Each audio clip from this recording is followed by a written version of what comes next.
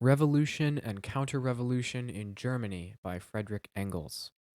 This is chapter 15, The Triumph of Prussia, July 27th, 1852. We now come to the last chapter in the history of the German Revolution, the conflict of the National Assembly with the governments of the different states, especially of Prussia, the insurrection of southern and western Germany, and its final overthrow by Prussia. We have already seen the Frankfurt National Assembly at work. We have seen it kicked by Austria, insulted by Prussia, disobeyed by the lesser states, duped by its own impotent central government, which again was the dupe of all and every prince in the country. But at last things began to look threatening for this weak, vacillating, insipid legislative body.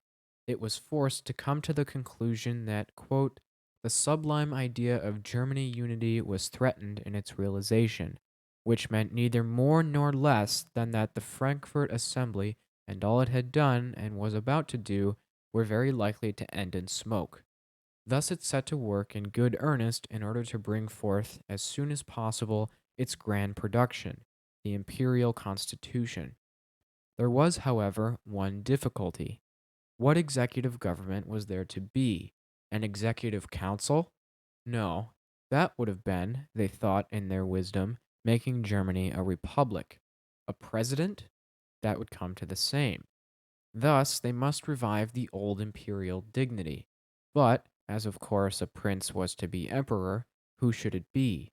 Certainly none of the die minorum gentium, minor gods from Reuss, Schleiz, Greiz, Lobenstein, Ebersdorf up to Bavaria.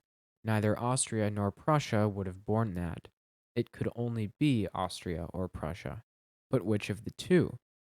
There is no doubt that, under otherwise favorable circumstances, this august assembly would be sitting up to the present day, discussing this important dilemma without being able to come to a conclusion, if the Austrian government had not cut the Gordian knot and saved them the trouble.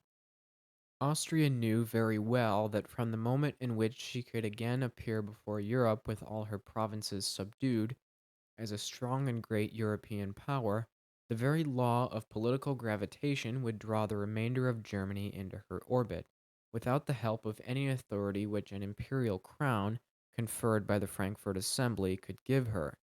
Austria had been far stronger, far freer in her movements since she shook off the powerless crown of the German Empire, a crown which clogged her own independent policy, while it added not one iota to her strength, either within or without Germany.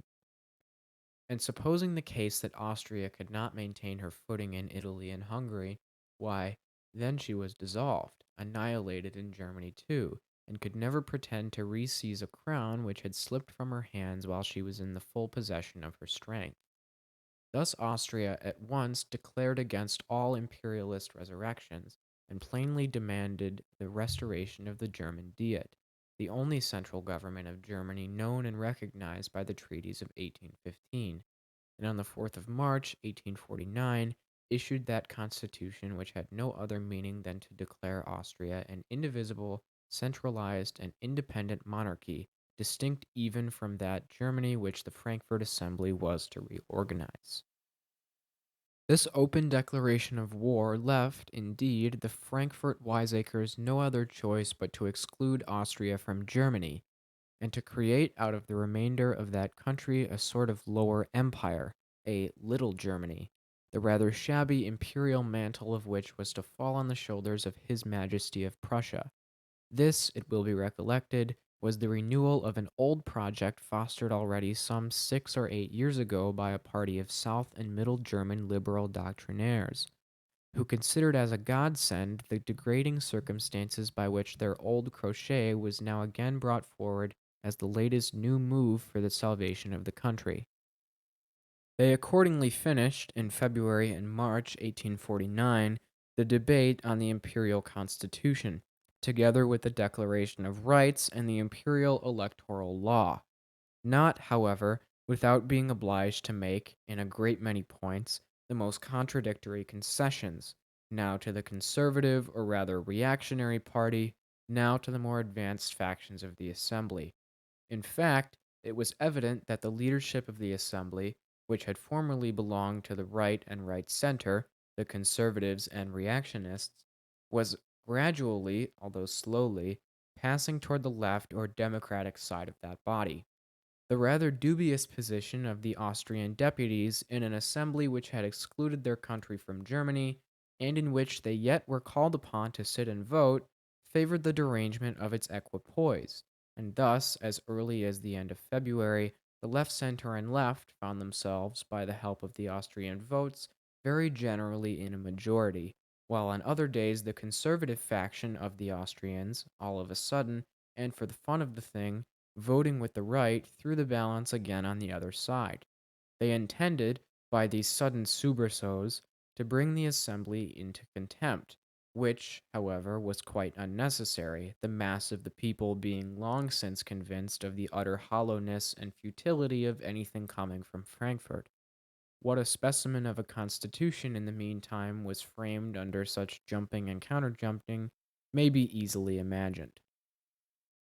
The left of the assembly, this elite and pride of revolutionary Germany, as it believed itself to be, was entirely intoxicated with the few paltry successes it obtained by the goodwill, or rather the ill will, of a set of Austrian politicians, acting under the instigation and for the interest of Austrian despotism. Whenever the slightest approximation to their own not very well defined principles had, in a homeopathically diluted shape, obtained a sort of sanction by the Frankfurt Assembly, these Democrats proclaimed that they had saved the country and the people. These poor, weak minded men, during the course of their generally very obscure lives, had been so little accustomed to anything like success that they actually believed their paltry amendments, passed with 2 or 3 votes majority, would change the face of Europe. They had, from the beginning of their legislative career, been more imbued than any other faction of the Assembly with that incurable malady parliamentary cretinism, a disorder which penetrates its unfortunate victims with the solemn conviction that the whole world, its history and future, are governed and determined by a majority of votes in that particular representative body which has the honor to count them among its members, and that all and everything going on outside the walls of their house, wars, revolutions, railway constructing, colonizing of whole new continents, California gold discoveries, Central American canals, Russian armies, and whatever else may have some little claim to influence upon the destinies of mankind, is nothing compared with the incommensurable events hinging upon the important question, whatever it may be, just at that moment occupying the attention of their honorable house.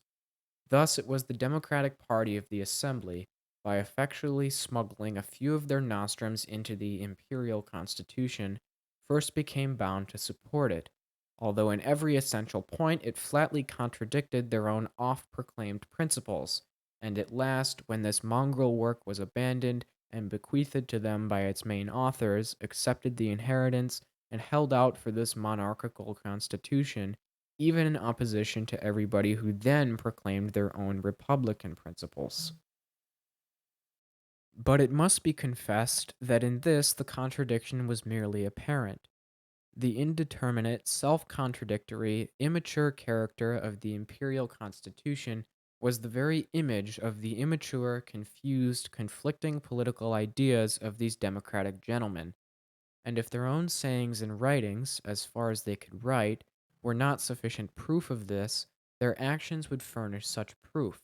For among sensible people it is a matter of course to judge of a man, not by his professions, but his actions, not by what he pretends to be, but by what he does, and what he really is. And the deeds of these heroes of German democracy speak loud enough for themselves, as we shall learn by and by.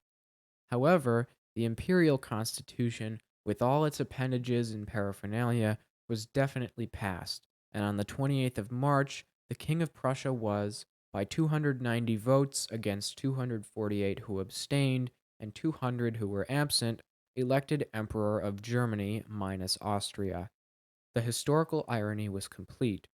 The imperial farce executed in the streets of astonished Berlin 3 days after the revolution of March 18th, 1848, by Frederick William IV. While in a state which elsewhere would come under the Maine liquor law, this disgusting farce, just 1 year afterwards, had been sanctioned by the pretended representative assembly of all Germany. That, then, was the result of the German Revolution.